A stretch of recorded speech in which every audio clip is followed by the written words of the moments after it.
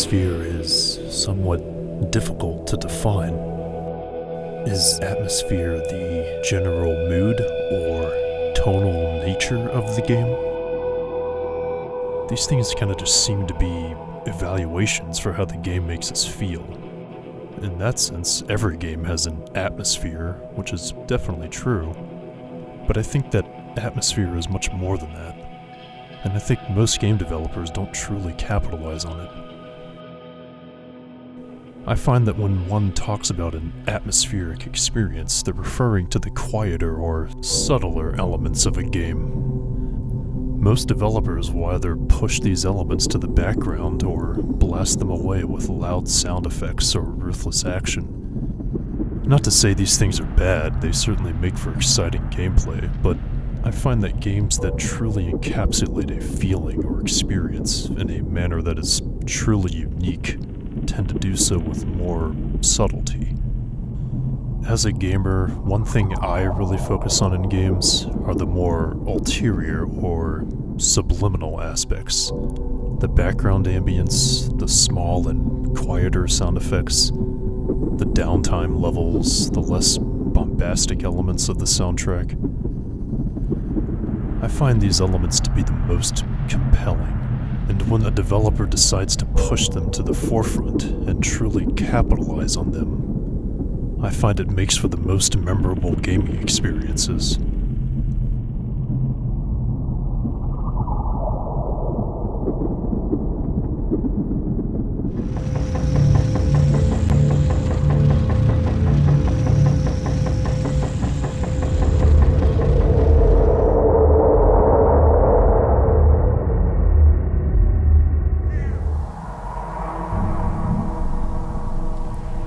Half-Life 2 features a diverse series of haunting and mysterious soundscapes. In every segment of the game, the player is met with an array of echoey and droning ambience that perfectly portray the vast oppressiveness of the industrial hellscape that is City 17. The second you step from the train station, you are met with the deceptively soothing voice of Dr. Breen, delivering his state propaganda. His voice carries through the airwaves with hypnotic effect. And as you explore this small segment of the city, you hear the faint sound of distant vehicles and the wind coursing through the buildings. As the player weaves between the interior and exterior spaces, the soundscapes change with a natural fluidity. Immediately, the game establishes an overwhelming variety of distinct auditory zones, each one naturally transitioning into the other. There is careful attention to establishing the droll oppressiveness of this world, and the game simply allows the player to navigate freely on their own with limited direction, segueing from one soundscape to the next. Valve has steadily and attentively crafted this world, and insists that the player spend a good amount of time simply absorbing it, before even granting them a crowbar. Roughly half the time playing Half-Life 2 is spent in the absence of music, where the only sound present is the soft, quiet, hypnotic ambience of the world around you. The tone of this futuristic dystopia is being set up, and rather than launch the player into an immediate cascade of cinematically driven action set pieces, Valve decides to simply let them wander at their own volition, to absorb the sights and sounds and feel the natural beauty and mystery of this city. This is very reminiscent to the beginning of Half-Life 1, where Gordon similarly navigates freely on his own before entering the test chamber and initiating the sequence of events. But in Half-Life 2, Valve takes it to the next level of immersive depth.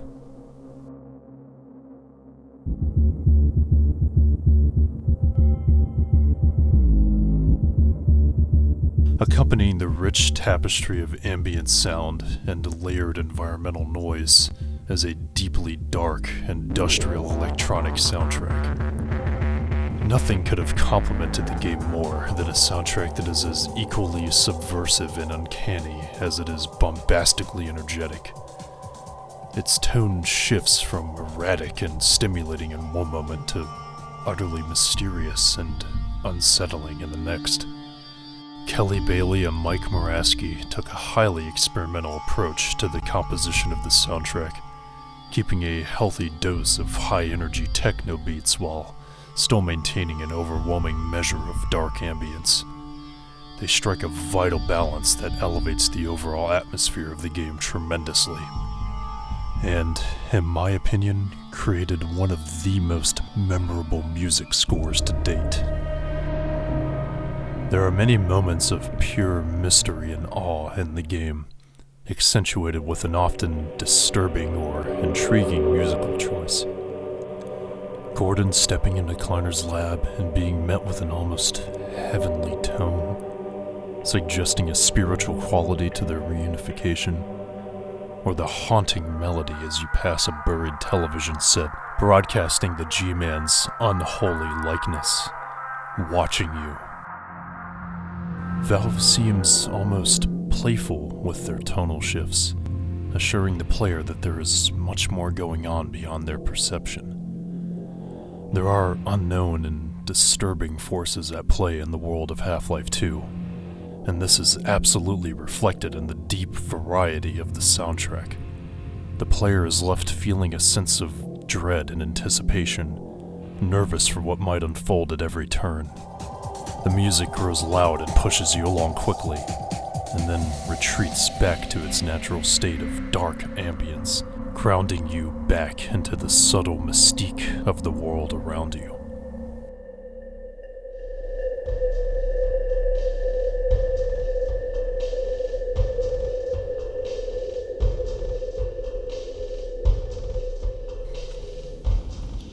The Orwellian main district of City 17, blockaded and expropriated for the alien occupation, the swampy and winding canals of the city outskirts, the zombie-infested Ravenholm watched over by a maniacal priest, the dark prison corridors of Nova Prospect, filled with the death and decay from years of human torture and surgical modification, and the many small moments of terror or awe which are laden in each and every level.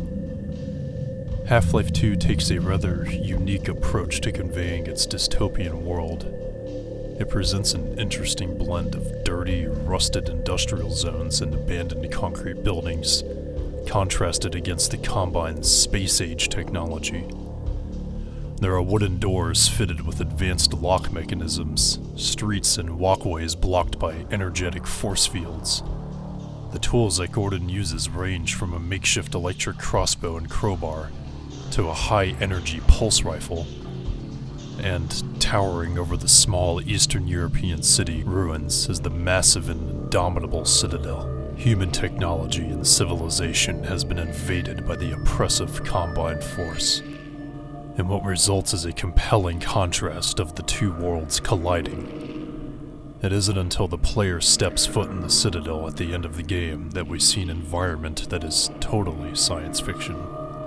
It is this image of the Citadel looming over the inferior human structures that encapsulates the game so well. You can only ogle at the unreachable alien building before you, which stretches into the heavens.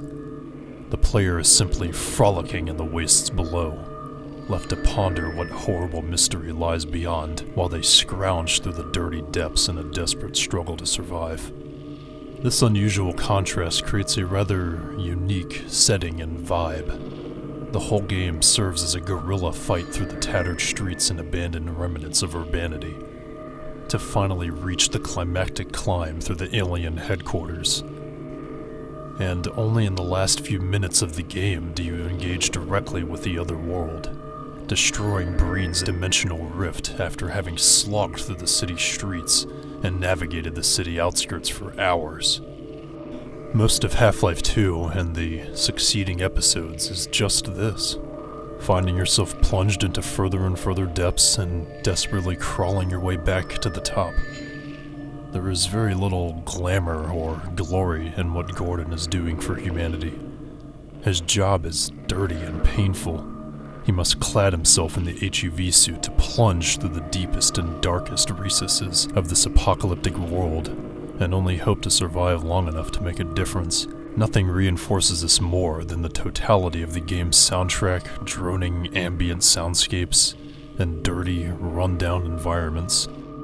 All of these culminate to create a wonderfully dark and disturbing experience. It is a shame that the series will see no further iterations in the near future. Valve set the absolute gold standard with Half-Life 2, in crafting a world with such profound realism and immersive depth. No other FPS is quite like Half-Life 2, and nothing like it will ever come again.